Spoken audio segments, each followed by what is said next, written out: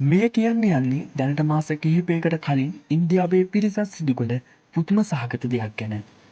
ඉන්දියාවේ රාජස්ථාන්හි ගංගානගර ප්‍රදේශයේදී වයස අවුරුදු 15ක පමණ දැරියක් දූෂණය කිරීමට තැත් කළ පුද්ගලයෙකුට ගම්වැසියන් එකතු වී අපූර්ව පාඩමක් උගන්වා තිබුණා.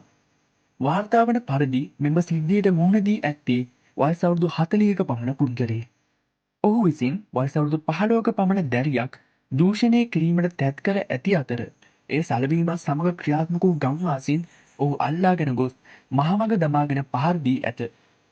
පැයක පමණ කාලයක් මෙසේ පහර දීමෙන් අනතුරුව අසල පිහිටි මස් කඩයකට රැගෙන ගොස් ඔහුගේ පුරුෂ ලිංගයද කපා දමා විසි කරන්නට ඔවුන් කටයුතු කොට ඇත.